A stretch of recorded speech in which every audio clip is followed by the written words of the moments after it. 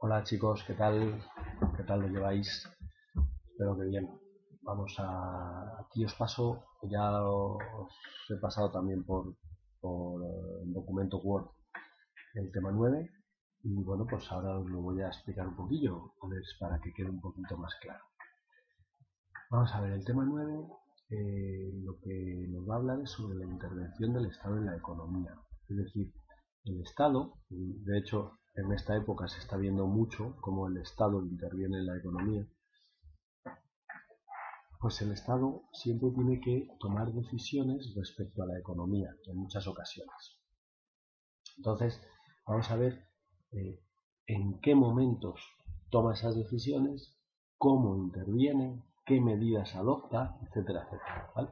Lo veremos también un poco relacionado, ya que estamos, para que entendáis mejor, con ejemplos de lo que está ocurriendo ahora por la pandemia del coronavirus. Bien, en la introducción simplemente eh, os he propuesto aquí una serie digamos, de servicios, de productos, de bienes y servicios, y hay que pensar en cada uno de ellos de las islas y contestar si crees que deben realizarse desde el Estado o a través de la intervención pública o, por el contrario, una función del sector privado. O sea, si esto tiene que ser privado o público, básicamente, ¿vale? Lo pensáis así a bote pronto y ya me vais diciendo. Pero antes de pasar a lo siguiente, por favor, pensad esto, ¿vale?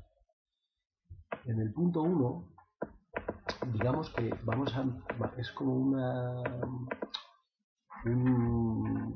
punto en el que es introductorio del tema, porque el Estado, cada vez que intervenga en la economía, lo va a hacer por un fallo de mercado.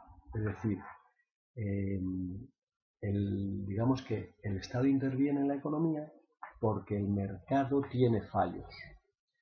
¿Nos acordáis cuando estudiábamos los tipos de mercado que había de competencia perfecta y de competencia imperfecta? Bien, pues ese tipo digamos, ese tipo de mercado tiene fallos y uno de los fallos que vamos a estudiar es el de la competencia imperfecta, pero sobre todo aquí en este tema lo que vamos a ver es bueno, todos los tipos de fallos que tenemos y después cada uno de ellos, cómo interviene el Estado para intentar subsanar. ¿De acuerdo? Entonces, los fallos del mercado.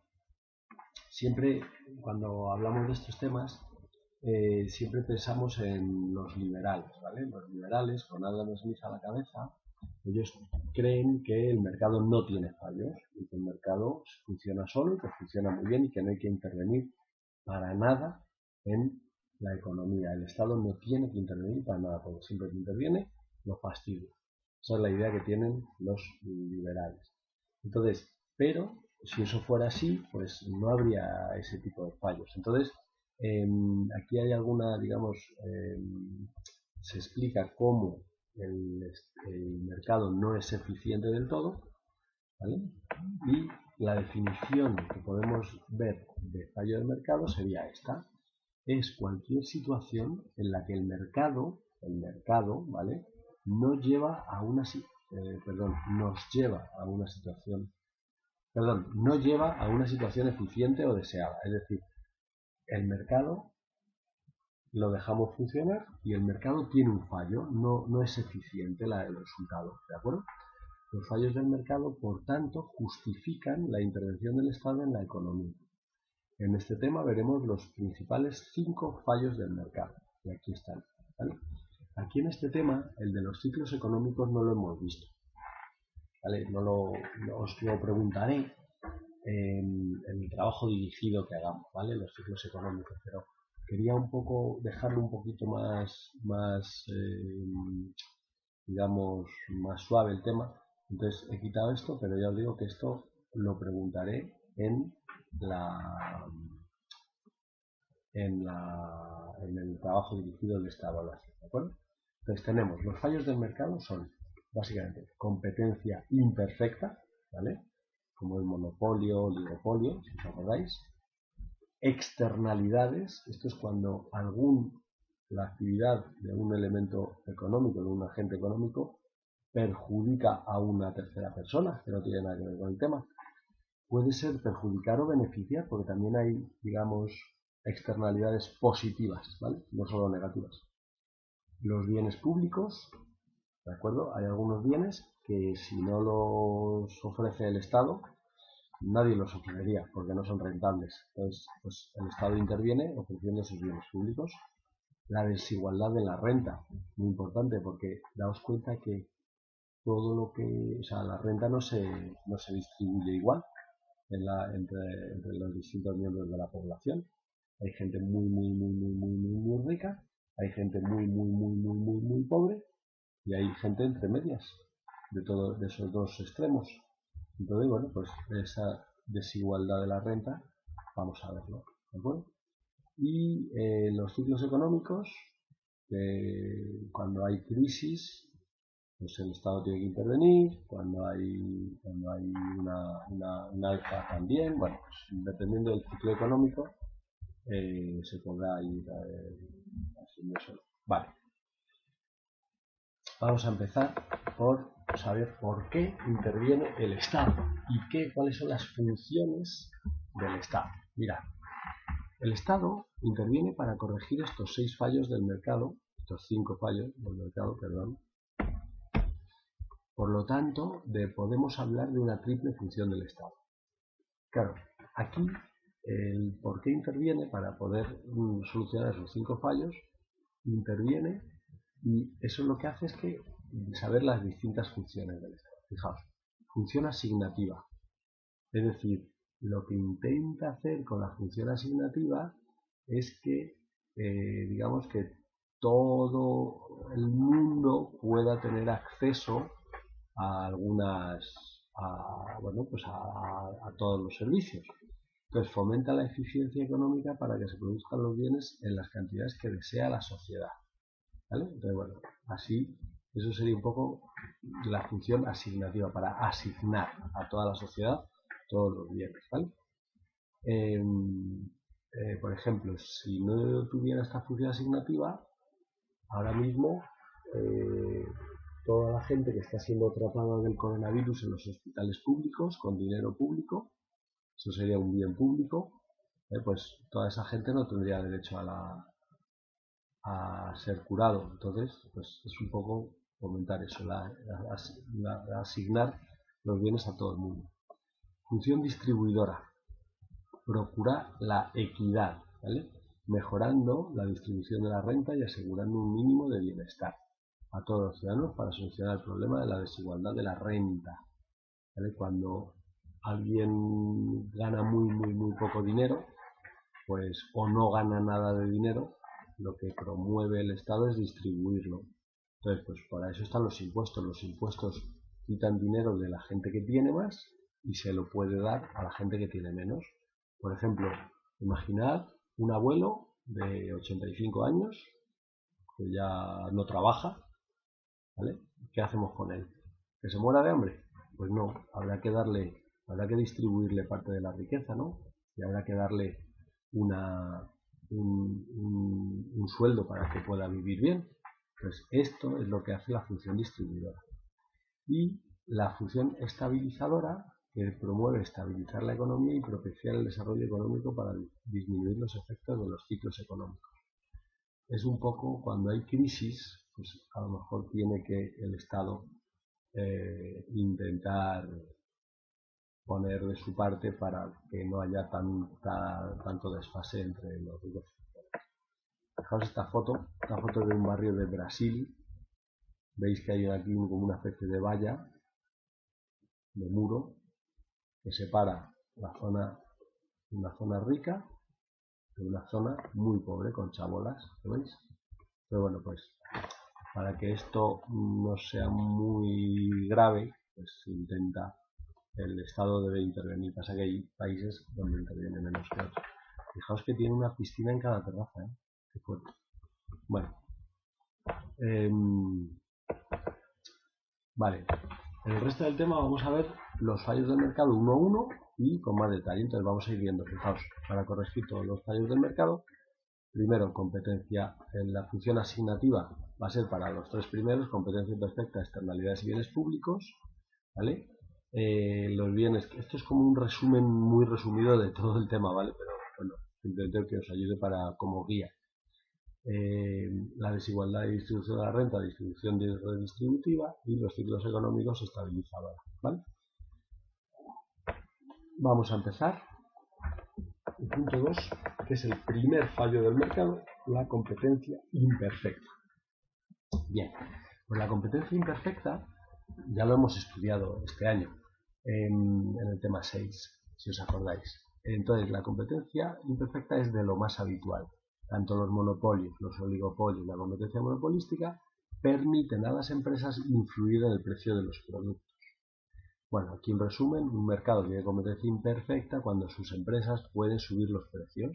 Por tanto, la demanda y la producción serán menores de lo que la sociedad desearía en un mercado perfecto. Entonces, claro, ¿qué pasa cuando una empresa, por ejemplo, monopolística, puede poner el precio que le dé la gana? Pues que al final no todo el mundo va a poder tener ese producto, ¿no? Habrá mucha gente que le gustaría tenerlo, pero no lo va a poder tener. Entonces, bueno, vamos a ver cómo interviene el Estado en este caso. Fijaos. Primero de todo, ¿qué objetivo busca el Estado? El principal objetivo que se marca el Estado para reducir los efectos negativos de la competencia imperfecta es limitar, atención, limitar el poder de las empresas para que no puedan realizarse abusos con los consumidores y para fomentar la competencia.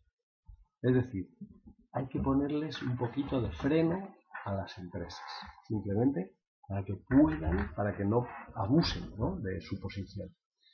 ¿Qué instrumentos utiliza? Pues más bien los regulatorios. También luego os diré, no hay que abusar tampoco de las medidas regulatorias, porque al final a veces ocurre que se vuelve muy en contra del objetivo perseguido, ¿vale? Entonces, fijaos, ¿qué es lo que se va a hacer con las empresas? Pues lo que se va a hacer es regular. ¿Cómo? Pues de 4 maneras diferentes. Primero, sancionar empresas que vulneran la competencia. Por ejemplo, ¿vale? ¿Os acordáis cuando hablábamos de la competencia, de las multas que ponía el gobierno a algunas empresas por ponerse de acuerdo en precios y en cosas de estas? Pues eso es lo mismo. Entonces, evidentemente, tú estás ahí impidiendo, el Estado está impidiendo a las empresas que se pongan de acuerdo. Ejemplo, las empresas Prosegur y Lomix Spain, que son de estas de seguridad, se repartieron en el mercado de transporte y fueron sancionadas, ¿vale? La siguiente, impedir que algunas empresas abusen de su posición dominante, ¿vale? Entonces, claro, cuando una empresa es muy potente, puede ocurrir que impida la competencia de las pequeñas y acaben desapareciendo las pequeñas. Entonces, el ejemplo, la empresa Qualcomm vende lo que se conoce como chips, ¿vale?, en el mercado de los móviles. Durante años esta empresa le pagó a Apple muchísimo dinero para que le comprara, para que no le comprara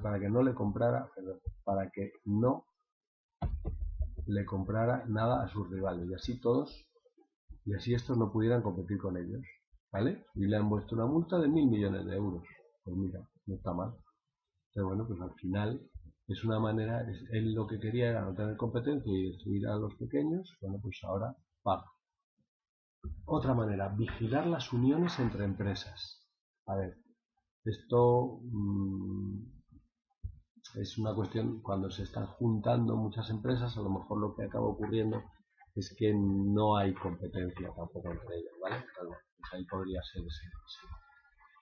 Y por último, eliminar barreras de entrada a la empresa. Fijaos, por ejemplo, en España todavía hay monopolio de Renfe, pero es verdad que a partir de ahora, como lo hemos visto, va a haber competencia, ¿vale? Pero ya de hecho ya estaban vendiendo algunos billetes. Bien. Este fallo del mercado, que es la competencia imperfecta, ¿qué problemas provoca? No se produce lo deseado ¿vale? Debido a precios más altos, menos calidad, menos innovación, menos empleo. ¿Qué busca el Estado? Limitar el poder de las empresas. ¿Cómo lo hace? Sancionar acuerdos, impedir el abuso, vigilar fusiones y eliminar barreras de entrada. ¿Vale? Entonces, este ya sería el primer fallo del mercado. Vamos a por el segundo, las externalidades. Y veis ahí una foto de una industria muy contaminante. La contaminación es la típica externalidad negativa. Digamos que una externalidad es o surge cuando la actividad de una empresa produce unos efectos, digamos, bueno, pueden ser positivos o negativos, pero sobre todo se habla de cuando son negativos, en otras fábricas o en otras personas o en otra gente que no tiene nada que ver con esta fábrica, ¿vale? Imaginad que vosotros vivís en el campo y al lado de y un poquito más arriba de vuestra casa pasa cerca de un río y un poquito más arriba de vuestra casa pues hay una fábrica de cemento y está contaminando el río todo el tiempo. ¿Qué pasaría? Pues evidentemente tú estarías sufriendo una externalidad negativa porque ya no podrías ir a pescar a tu río, porque o huele mal, porque hay malos olores o por mil cosas, ¿vale? Entonces, bueno, pues eso sería un poco la externalidad, en este caso negativa. Vamos a ver las dos, las positivas y las negativas, pero ya os digo que sobre todo se estudian las negativas. Vale, una externalidad negativa. Una externalidad negativa se produce cuando una empresa o una persona produce efectos externos negativos en otros y no paga por estos costes. Las externalidades negativas pueden serlo en la producción o en el consumo. Fijaos, en la producción, cuando una empresa perjudica a otros al producir, con el tema de la contaminación, eso es lo típico, ¿vale? Ahí no os hagáis lío, que es solamente con el ponerlo de la contaminación, ¿vale? Y en el consumo, cuando una persona al consumir perjudica a otras, como por ejemplo el tabaco, que causa malos olores y enfermedades en otras personas. O por ejemplo también podríamos hablar de la música de un bar, ¿vale? Evidentemente la gente está, si tienes la mala suerte de tener una discoteca justo debajo de casa, pues todos los ruidos y todo eso van a poder, digamos, afectarte muchísimo. Entonces, nos preguntamos, ¿se deberían cerrar las fábricas que contaminan? No, tampoco es eso. Las fábricas tienen que producir porque nosotros también disfrutamos los bienes que ellos crean. Pero la clave es que los consumidores puedan comparar los beneficios de estos bienes con los costes que de verdad provocan. Es decir, me compensa los consumidores en general. ¿Nos compensa a los consumidores que esta fábrica contamine pero que esté produciendo esto que esté tan rico o que es tan necesario o tan útil? ¿Compensa a los consumidores que se esté explotando minas en Bolivia y que trabajen niños pequeños en esas minas porque de ahí sale el coltán que es indispensable para fabricar nuestros móviles inteligentes? Pues seguramente que mucha gente lo piensa, ¿no? Pues al final no dejan de ser externalidades, ¿vale? Entonces, al final, en España existe digamos, las fábricas pagan un coste eh, por, pagan un coste por contaminar o por... Pero bueno, pero muchos consumidores considerarían que no están dispuestos a pagar esos precios y la producción sería menor. Es la pescadilla que se muerde la cola. En España existen algunos impuestos por contaminar. Mirad el ejemplo. Espérate. A ver si se abre.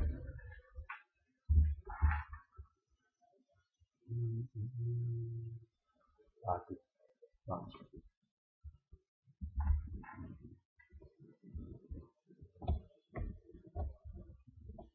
Vamos a bajar un poquito, a ver si está la noticia por aquí. Ahí está. ¿Están las empresas y los ciudadanos preparados para pagar más impuestos especiales por contaminar? ¿Vale? Por ejemplo, ahora que viene aquí la foto de lo del diésel, Evidentemente, el Estado ahora mismo tiene una guerra contra los coches diésel y lo que va a hacer está, digamos, interviniendo en el Estado en la economía para que no se produzcan más coches diésel. ¿Vale? Eso sería una manera. Pero bueno, pues por aquí en este artículo se habla de un poco de poner sanciones, que paguen, por ejemplo, impuestos sobre el valor de la producción de la energía eléctrica. Pues esto es digamos, un impuesto uno de los ejemplos, impuestos sobre la producción y almacenamiento de combustible nuclear, impuestos sobre los gases fluorados de efecto invernadero, impuestos sobre el valor de la extracción de gas y petróleo condensados, impuestos sobre el carbón, impuestos de matriculación, impuestos sobre vehículos de tracción mecánica, impuestos sobre hidrocarburos. Bueno, veis que hay bastantes impuestos que se dedican a esto, ¿vale? Entonces, bueno, pues que lo sepáis, las externalidades negativas, el Estado interviene poniendo un impuesto por contaminar y todo, ¿vale? Y después las externalidades positivas. Fijaos el ejemplo. La investigación para la cura del cáncer es el santo grial de la medicina. Un número incalculable de personas llevan décadas buscándolo. Cuando se consiga, fijaos que ahora mismo se está haciendo lo mismo con la vacuna del coronavirus. Todo el mundo, todos los países están detrás de conseguirlo, ¿vale? Cuando se consiga, el beneficio para la sociedad será incalculable, incuantificable. ¿Es posible medir cuánto vale salvar una vida? ¿Recibirán algún beneficio las personas que investigaron hace 15 años? Claro, porque a lo mejor en la vacuna la vacuna o el tratamiento para curar el cáncer lo estamos obteniendo poco a poco, igual lo obtenemos definitivamente dentro de 10 años. Pero hace 30 que ya empezaron a investigar. ¿Qué pasa con aquellos que empezaron a investigar? ¿Se les van a tener algo? Seguramente no. Pero ellos han sido importantes porque seguramente que sin sus investigaciones de hace 30 años, pues los de ahora estarían más perdidos, ¿vale? Entonces, bueno, pues estas son las externalidades positivas. O sea, una persona no va a pagar, tú no pagas de tu bolsillo la investigación del cáncer, pero a lo mejor sí cuando un familiar tiene cáncer, pues a lo mejor se puede ver beneficiado por ello, ¿vale?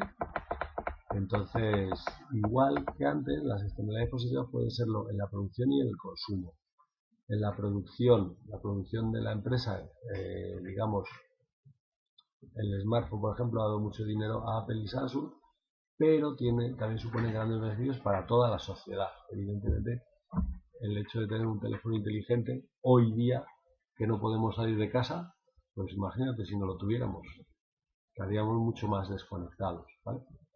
Y en el consumo, pues también, evidentemente, cuando una persona al consumir beneficia a otros, ¿vale? Si alguien gasta en educación, no solo él se beneficia. Una población más educada permite empresas más productivas y una sociedad con más calidad, ¿vale? Es decir, si tú, digamos, haces por tener una mayor formación, pues a la larga eso es bueno para toda la sociedad, ¿vale? Bien, ¿cómo interviene en las externalidades? Pues lo que intenta hacer es fomentar las externalidades positivas y corregir las negativas, ¿vale? ¿Cuál es el objetivo? Pues eso, lo que pone aquí, fomentar las unas y corregir las otras. ¿Qué instrumentos utiliza el Estado para corregir las externalidades negativas? Pues lo primero que hace, como siempre, regulación. Es decir, establece una serie de leyes que ayudan a reducir las externalidades negativas. Por ejemplo, lo del impuesto de los impuestos a la contaminación y todo eso. Vamos a ver los ejemplos. Por ejemplo, prohibición o restricción de la producción del consumo del bien. O sea, dice, bueno, pues si hay algo que es negativo, yo digo, como mucho vas a poder producir tantos coches diésel. Por ejemplo, el coche diésel, ¿no? Ahora ya está restringiendo la producción de los coches diésel. Pues entonces eso sería un ejemplo. Establecer unos límites máximos. ¿Qué quiere decir esto? Se utiliza mucho para la contaminación. es donde se establecen unos límites. Entonces el Estado lo que hace es dar una licencia o dar, digamos, le da a cada empresa, le dice, a ver, tú tienes derecho a contaminar este y tú tienes derecho a contaminar lo otro, ¿vale? Pues a lo mejor pues una empresa luego a lo mejor puede adquirir otras licencias para poder contaminar un poco más, porque si no su producción, pero bueno, igual una empresa que no usa la licencia de contaminar se la vende a otra empresa que sí que la utiliza y esta contamina el doble y esta no contamina nada. Bueno, son cosas que se hacen. Fijar impuestos. Esta es otra, bueno, la primera era la regulación, ¿vale? Que está aquí, uno, en azul. La segunda, fijar impuestos. Bien, al bien que provoca la externalidad, por ejemplo, el 80% del dinero que vale un paquete de tabaco son impuestos, ¿vale? Evidentemente, si el tabaco lo consideramos un bien, digamos, un mal, más que un bien, es un mal, porque produce enfermedades, porque al final el coste que tiene la seguridad social con el tabaco es enorme, porque imaginaos todo el dinero que se va en quimioterapia para curar el cáncer de pulmón y todo eso, pues evidentemente es un gasto enorme. Entonces, fijaos, por un lado, el gobierno cobra unos impuestos enormes, más del 80% del tabaco son impuestos, pero por otro lado se está gastando un dineral en quimioterapias. Entonces, ¿no sería mejor directamente prohibir el tabaco y ya está? Y así no habría, igual que están prohibidas las drogas, pues prohibir el tabaco.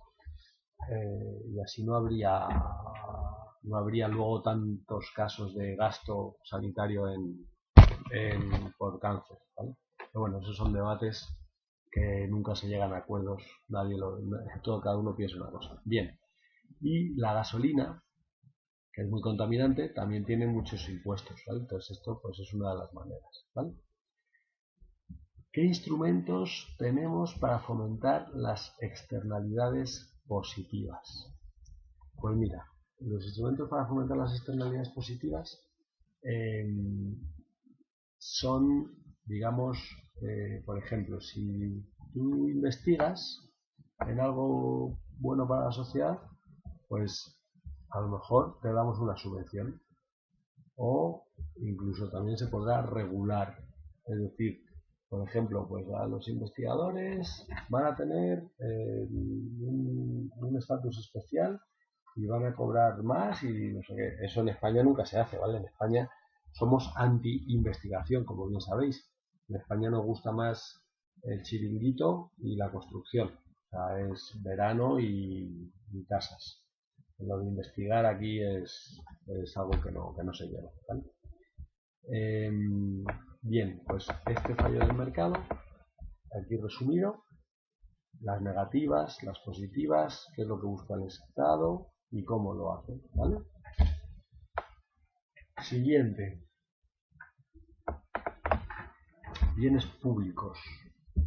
Fijaos, los bienes públicos, hay muchos bienes que si no los ofreciera el Estado, directamente no existirían. Es así de sencillo, ¿vale? O sea, nadie los proveería. Fijaos. Primero, antes de nada, voy a deciros un poco las características que tienen los bienes. Un bien privado, lo primero de todo, un bien privado es cualquier bien que conocéis. Un ordenador, unas gafas, la cama donde dormís, el teléfono móvil, todo eso son bienes privados, ¿vale? Son excluibles y rivales en el consumo. Es decir, si yo me compro un móvil, tú ya no puedes comprar ese móvil. Puedes comprar otro, pero no ese mismo, no el mismo aparato, ¿de acuerdo? La misma marca y todo, sí, pero no el mismo aparato. Entonces, en eso se trata de que son rivales en el consumo. Es que eso es muy importante porque ahora en el bien público, que es lo que estamos estudiando, los bienes públicos, aquí, fijaos, no son excluibles ni rivales. Es decir, el hecho de que lo consuma una persona no implica que otra persona lo pueda consumir, ¿vale? Y el hecho de que alguien no tenga dinero no significa que no lo pueda consumir. Por eso no son excluibles. ¿vale? Y no son privados. Fijaos, los bomberos, el alumbrado, un puente, un parque, ¿vale? La biblioteca de Humanes, todo eso son bienes públicos. ¿El hecho de que tú vayas al parque impide que otros vayan al parque? No. ¿El hecho de que tú no tengas dinero impide que vayas al parque? No. Bueno, ahora sí porque están cerrados, pero por la enfermedad. Pero normalmente no te lo van a impedir, ¿vale? Recursos comunes. Por ejemplo, el agua limpia de un río, los pastos comunes, los bancos de peces, eso sería también bienes públicos, eso no podríamos.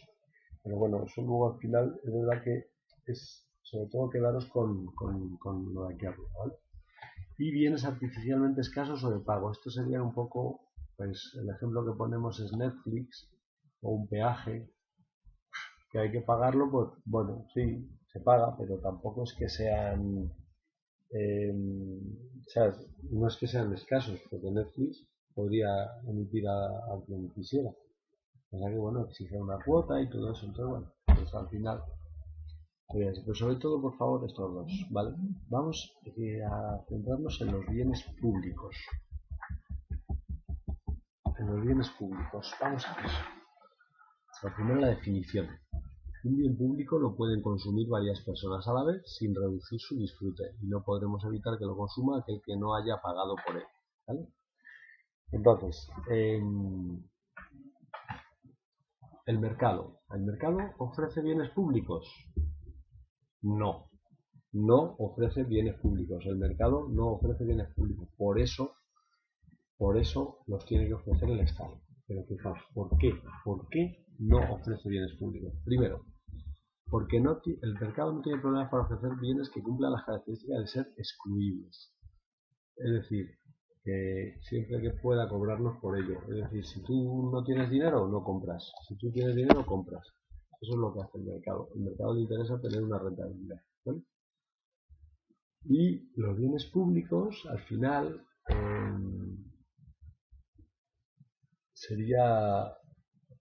es algo que, imaginaos que, por ejemplo, las alcantarillas de Humanes, que hace que cuando llueva se vaya el agua, que hace que no huela mal en la ciudad, porque las aguas fecales y del baño van todas por ahí, y bueno, pues evidentemente, ¿quién paga eso?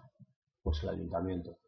Imagínate si te dicen que no, que cada uno, no, tú tienes que pagar tu parte. Mucha gente diría, yo no pago.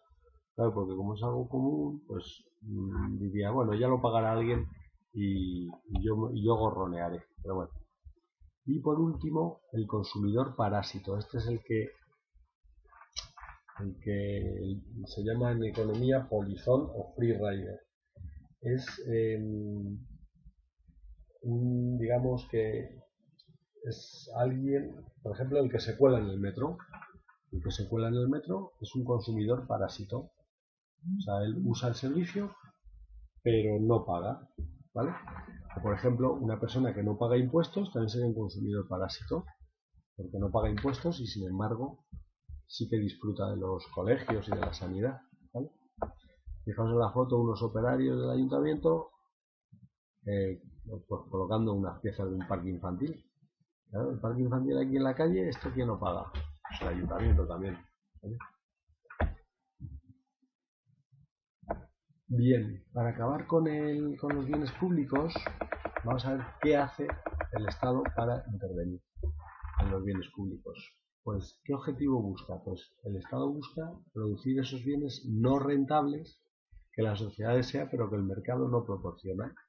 Además, debe tratar de regular los recursos comunes para que no haya sobreexplotación y todo el mundo pueda disfrutar de ellos. Entonces, claro, aquí es muy importante que el Estado ofrezca esos bienes, porque primero, si no, nadie los iba a ofrecer, y segundo, porque la gente los necesita, ¿vale? Entonces sería un poquito difícil que la gente se curara de enfermedades o que tuviera una educación buena. Bien, instrumentos del Estado con los bienes públicos. Ahora mismo, ¿Qué instrumentos tiene el Estado? Pues primero la producción pública, es decir, lo que hace es producir el Estado, ellos mismos, los bienes públicos, por ejemplo, educación, sanidad y justicia, donde el Estado contrata a sus propios trabajadores. Por ejemplo, los profesores somos funcionarios, ¿vale? Digamos que el Estado es una gran empresa que, entre otras cosas, lo que te está proporcionando es educación, ¿vale?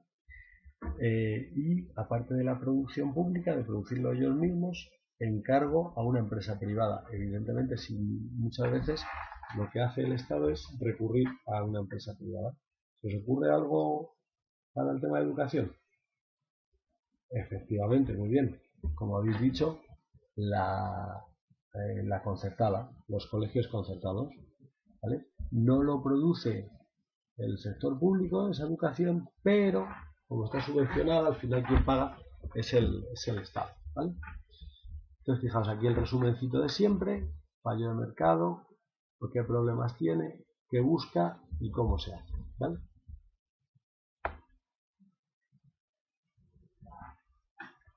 Siguiente punto: la desigualdad en la distribución de la renta. Fijaos, la primera frase es impactante.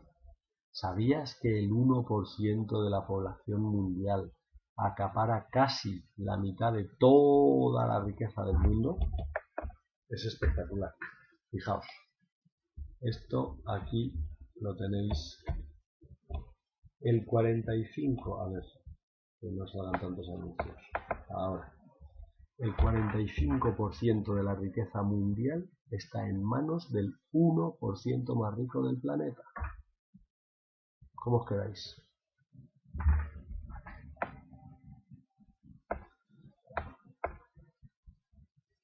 Es un dato escalofriante. Todo eso pasa exactamente lo mismo en España, ¿eh? En España el 1% más rico tiene las, digamos, pues casi todo, tiene casi toda la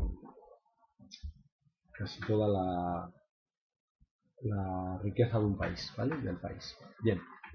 Entonces, para eso es un fallo del mercado también, la desigualdad en la distribución de la renta. ¿Por qué Messi cobra 40 millones al año? ¿Cómo se reparte el mercado de la renta? Pues ya habíamos visto que el mercado reparte según la contribución a la producción. Evidentemente, si el señor Messi genera, o sea, Messi no está generando 40, estará generando 200, ¿vale? Para su club. Entonces, pues gracias a él, por eso le pagan tanto, ¿vale? Si no estuviera Messi en el club donde está, y estuviera en otro, pues seguramente sería el otro el que generaría un dineral, ¿vale? Otro motivo es la escasez que tengan todas las personas como trabajadores. Es decir, por ejemplo, el ejemplo que os he puesto aquí. Un reponedor de supermercado, ¿por qué no gana mucho dinero? ¿Por qué gana poco? Pues porque es un trabajo que lo puede hacer cualquiera. Sin embargo, un programador informático, ingeniero, telecomunicaciones que trabaja para Google, pues ese trabajo no lo puede hacer cualquiera, ¿vale?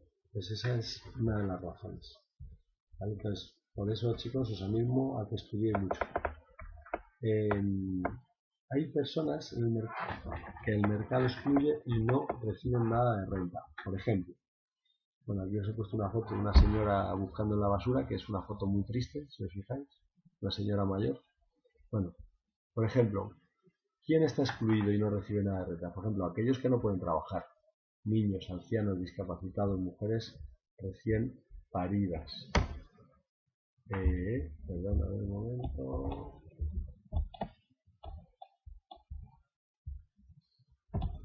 Vale, fijaos, esto, evidentemente, si el Estado no interviniera y dijera, vale, a ver, los niños no pueden trabajar, los ancianos tampoco, los discapacitados tampoco, una mujer recién enferma o recién parida o una persona enferma que está de baja tampoco puede trabajar.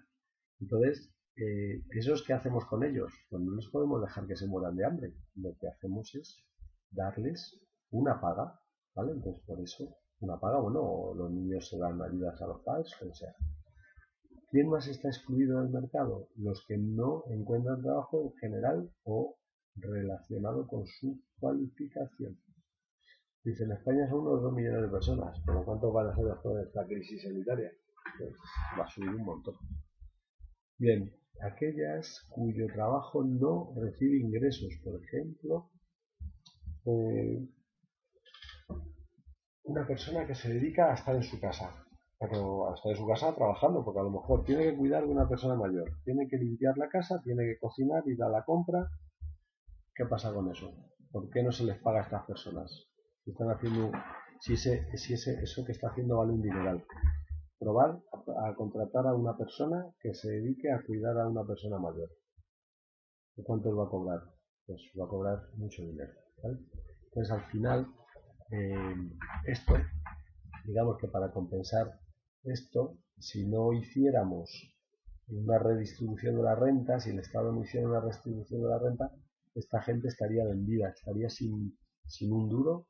Y, por ejemplo, en Estados Unidos, no sé si os conté, os acordáis, que cuando había estado allí me sorprendió que había muchos señores mayores trabajando de reponedores en el supermercado de allí, de la zona. Claro, ¿por qué? Porque allí el sistema estadounidense, como no hayas ahorrado cuando eras joven, al final no tienes pensión ni nada. Y bueno, pues entonces lo que nos va a pasar lo que va a pasar a nosotros. Así que ya os digo, siempre lo digo, no creéis que sois demasiado jóvenes para empezar a ahorrar, aunque sea un poquito. Vale, aquí, claro, cuando el mercado no puede dar una renta a estas personas, pues yo os pregunto aquí, ¿qué es la equidad? Voy a diferenciar entre equidad e igualdad, ¿vale? La equidad está relacionada con la justicia social, no es dar a cada uno lo mismo, sino lo que necesita y merece. Tiene que ver con la igualdad de oportunidades. Y en igualdad es dar a todo el mundo lo mismo, ¿vale? Aquí no, esto es más justicia social, esto es más, pues, más matemáticas, dar a todo lo mismo y ya está. Vale. Y para acabar este punto, la intervención del Estado en la desigualdad de distribuciones, a ver qué es lo que hace. Por ejemplo, tenemos 3 políticas distributivas. Lo primero de todos, la primera política distributiva son los impuestos. Los impuestos, el Estado recoge impuestos, ¿vale? Para luego redistribuirlo, ¿vale?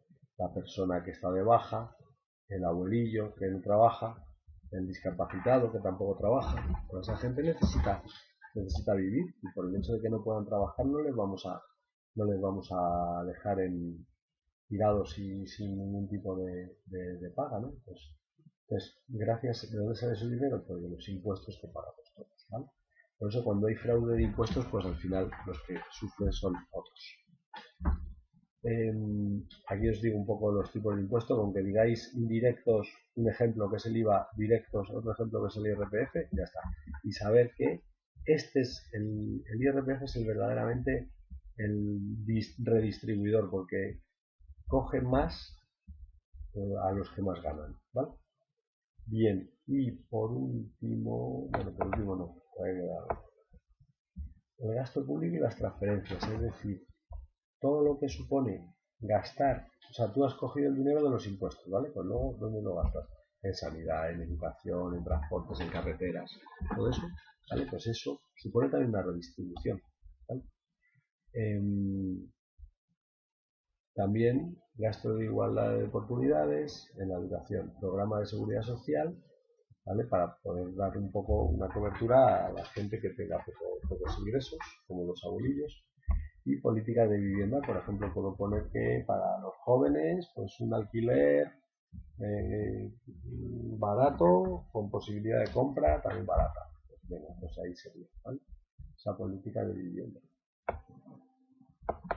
¿Y cómo interviene el Estado en el mercado? Pues se trata de fijar una serie de leyes para que todo el mundo pueda acceder a un mínimo de bienestar. Por ejemplo, aquí está el resumen, ¿vale? El fallo del mercado, los problemas que provoca. Este os va a venir muy bien para cuando tenéis que hacer el resumen. Vale, y por último, la política fiscal y los presupuestos generales del Estado, ¿vale? Simplemente, cuando un Estado necesita dinerito, pues lo que tiene que tener en cuenta es cuánto gana y cuánto gasta. Entonces tiene que intentar que siempre ingreses más que gastas. Eso, vamos, hoy día es imposible. Y sobre todo ahora que fijaos que el gobierno con el decreto de alerta, de estado de alerta, lo que ha hecho es, una de las cosas que ha hecho es o sea, inyectar 200.000 millones de euros en la economía para diversas cosas. Entonces, bueno, pues evidentemente el déficit se va a disparar. Fijaos, cuando los ingresos son más altos, más altos que los gastos públicos, tenemos superávit, que eso casi nunca ocurre. Cuando los ingresos son más pequeños que los precios, déficit, ¿vale? Y cuando son iguales, equilibrio. Ya está. Vale. El último punto que os he dicho, el de los ciclos económicos y todo eso, lo haremos con esta actividad. Fijaos, para finalizar el último punto del tema, lo vas a elaborar tú y me lo tendrás que entregar. ¿En qué consiste cada una de las dos políticas fiscales? ¿Cuándo se aplican una y otra? Es decir, tenéis que buscar políticas fiscales expansivas y restrictivas en internet, ¿vale? Entonces, ¿qué es la expansiva? Tal, tal, tal. ¿Qué es la restrictiva? Tal, tal, tal. ¿Cuándo se aplica una y otra? Pues esta aquí, esta allá. ¿Qué relación tiene con los ciclos económicos? ¿Vale? Que es lo que os había dicho. Vale, y esto tenéis que buscar información para entregarla el día 31 de mayo. ¿Vale? De marzo. Y bueno, chicos, pues este es el tema de hoy. El tema 9.